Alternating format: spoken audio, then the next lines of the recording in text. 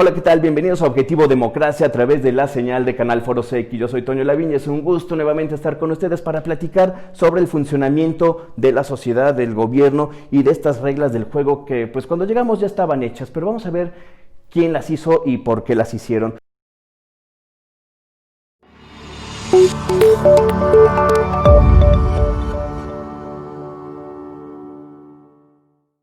Regalos de Peluche Celaya tiene el mejor detalle para regalar. Visítanos en tienda o redes sociales. Te van a gustar los regalos. Chapetín está en Canal Foro CX. Noches con Chapetín. Viernes, 10 de la noche. Y Office.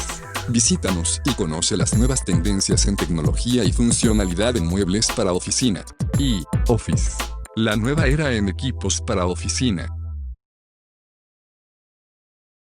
Podemos decir que la primera forma de gobierno fue ¿cómo decirlo? Pues cuando éramos una tribu, cuando éramos nómadas, era una especie de comunismo primitivo, de un comunismo primigenio donde no había propiedad privada, donde todo era de todos y finalmente pues teníamos líderes representados por los guerreros, los más aptos, los más sabios. Y una vez que nos asentamos, que nos hicimos sedentarios, pues tuvimos que cambiar. ¿Y quiénes tuvieron que cambiar también? Pues claro, esos mismos guerreros, esos mismos sacerdotes, esos chamanes, tuvieron que ver cómo mantener el poder.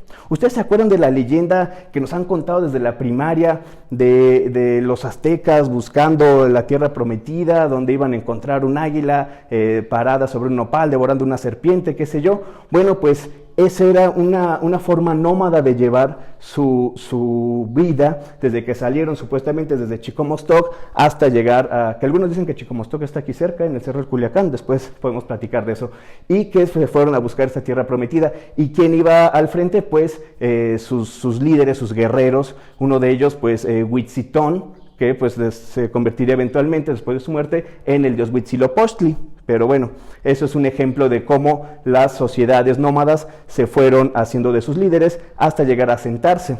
Una vez que se asentaron, cambiaron las cosas. Entonces los guerreros tuvieron que buscar la manera de mantener ese poder. ¿Cómo? Pues haciendo la guerra, que es lo que sabían hacer ellos. Invadían a los pueblos vecinos, les quitaban sus recursos, les quitaban sus territorios, y así esos guerreros eran reconocidos como aptos gobernantes.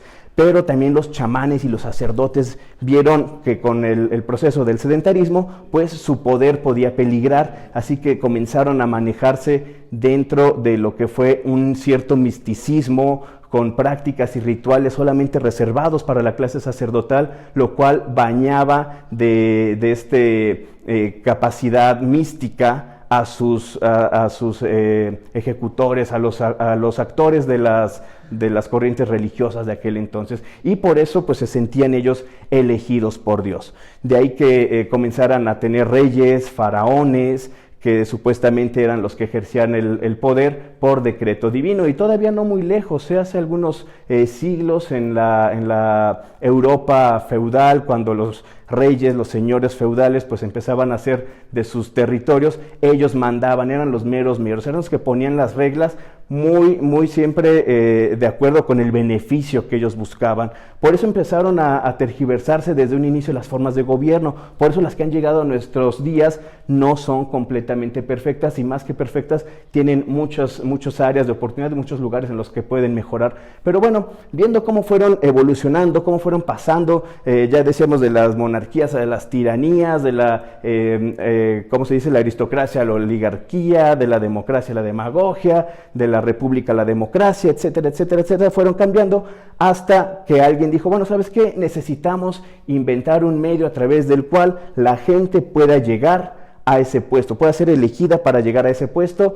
y comenzó allá por el siglo XVIII con la Ilustración, con el siglo de las luces, pensadores como Voltaire, Montesquieu, Rousseau, etcétera, etcétera, comenzaron a crear un cambio que derivaría en la Revolución Francesa, y de ahí en la influencia que se vio en todo el continente europeo y por ende en el continente americano. ¿Y qué pasa? Que en el siglo XIX, con el surgimiento de la Revolución Industrial, surgen unas cosas llamadas partidos políticos. ¿Por qué? Porque en la Revolución Industrial teníamos pues al obrero y al patrón.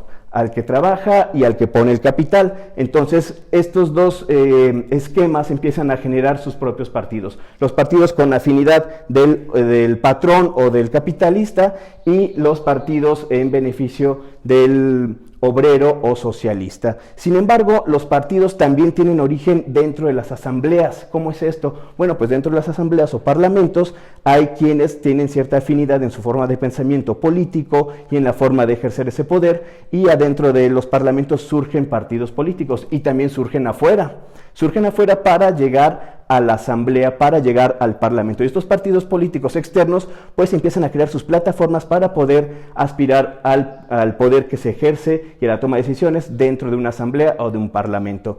Entonces vemos que los partidos políticos, pues como su nombre lo dice, nos parten por la política, ¿sí? Van dividiendo formas de pensar, formas de ejecutar el poder, y a través de la cual la gente se identifica. Yo me identifico con una corriente de un partido político, yo soy afín a otro partido político, yo me identifico con las políticas que hace esto, yo me identifico con las decisiones o la visión que él tiene del gobierno, ¿sí? Entonces empiezan estos partidos pues a recibir ciudadanos y empiezan a irse empoderando. Sin embargo, lo que empezó como una especie de agencia de colocación de empleos, donde la plataforma era el partido político para que el ciudadano llegara a ejercer ese cargo, pues se fue pervirtiendo. Y cuando hablo de pervertir, no hablo de cosas malas, hablo de que pervertir es dar una vuelta de más, es llevarlo a otro punto donde lo bueno ya no puede ser tan bueno. Y esto pasa con los partidos políticos. Por eso estamos hablando de que en México y en muchos países, más que una democracia, más que una república, vivimos una partidocracia. ¿Has escuchado ese término? La famosa partidocracia, ¿qué es? ¿A qué se refiere? Bueno, pues si ya vimos en otras formas que cracia es poder o kratos viene de poder, y pues el partido es el poder que ejercen los partidos. Es decir, hay países que tienen solamente dos partidos, Estados Unidos, ¿no? Demócratas y republicanos, que luego salió otro tercer partido, pero ni lo fuman. Hay países que tienen como 8 o 10, como México. Hay países que tienen titipuchal más de partidos, y estos partidos lo que buscan es mantener el poder, buscan mantenerse y seguir ejerciendo el poder, ya no por obedecer a la petición popular de aquellos que los eligieron para llegar a ese puesto, no, ellos están obedeciendo muchas veces las agendas propias del partido, y desde la misma elección de los candidatos estamos viendo que no siempre se eligen los mejores perfiles para un candidato. El partido, dentro de sus entrañas, las triquiñuelas, los medios oscuros, el pago de favores políticos y mucho dinero influyen a quien ponen como un candidato. ¿Por qué? Porque así se han acostumbrado a hacer las cosas. Y déjenme hablarles que también hay otra cosa que influye dentro de los partidos políticos, y esto es la infiltración de otras sociedades dentro de los partidos. Y no me dejarán mentir, dime por ejemplo, ¿cuántos presidentes de México surgidos del PRI han sido masones? Casi todos. ¿Sí? Y esto quiere decir que también hay sociedades que se han metido en los partidos con el fin de empoderar a sus integrantes, ¿sí? Y cuando llega una persona a un cargo público, pero esta persona ya trae un juramento atrás de una sociedad, llámese secreta, llámese lo que tú quieras, o trae una agenda política de un partido fulano, pues creo que dejará en último lugar a las necesidades de su pueblo, a las necesidades de los que supuestamente está representando. Otro ejemplo también lo tenemos en los partidos de derecha, como es el Acción Nacional, donde en Guanajuato, en Jalisco y todo se han infiltrado otros grupos que empezaron como una forma de, ¿cómo decirlo?, de ser una sociedad en pro de una causa moral y hasta religiosa, como era instaurar el reino de Dios en la tierra, y ahora pues esto se llama Yunque y está dentro de las estructuras del PAN a nivel nacional, y está empoderando a su gente para llevarlos a los cargos públicos, y ha pasado aquí, ha pasado allá, y ha pasado acullá. No es nada nuevo, ¿sí? No hay nada nuevo bajo el sol, eso ha pasado desde hace muchísimos años y sigue pasando en nuestra época actual. Así que la partidocracia pues es generalmente esta manera en la cual los partidos ostentan el poder y se disfrazan de demócratas para pues seguir poniendo a la gente que les conviene, no al mejor candidato, sino al que mejor les sirve, al que mejor les lame las botas al partido para ocupar el puesto público. Así que la partidocracia se ha considerado un cáncer para la democracia realmente. ¿Por qué se ha considerado un cáncer? ¿Por qué? Porque no van a elegir al mejor perfil, van a elegir al más manipulable, van a elegir al que mejor puedan presentar ahí como un changuito para que le aplaudan, le voten y él solamente haga de títere muchas veces, porque sí, así ha pasado y así sigue pasando. Pero dinos tú qué piensas, ¿crees que la partidocracia es buena? ¿Crees que los partidos políticos realmente son necesarios? ¿Podríamos cambiar el esquema de los partidos políticos, dejar de darle los miles de millones de pesos que les damos cada año? Porque eso sí, los partidos nos cuestan muchísimo dinero. Por eso es que en México, en muchos países, es un súper negocio hacer un partido político, ¿verdad? México Libre de Felipe y de Margarita, ¿cómo se llama? ¿Está así, no? México Libre, o el Verde, ¿no? Que también lo hicieron la familia para hacerse su buen negocio y colocarse en los puestos.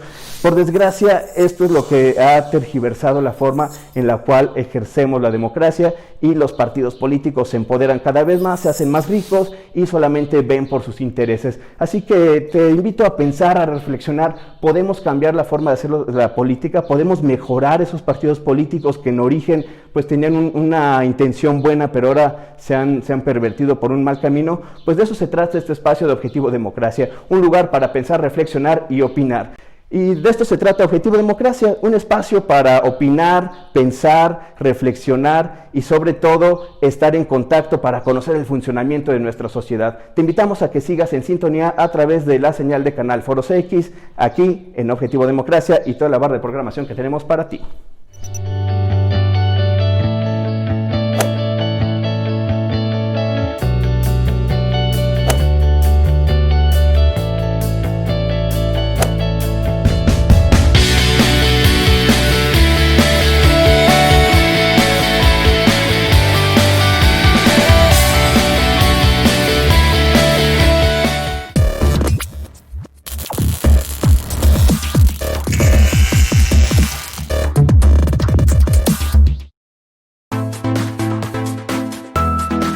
Canal Foro CX marca la diferencia.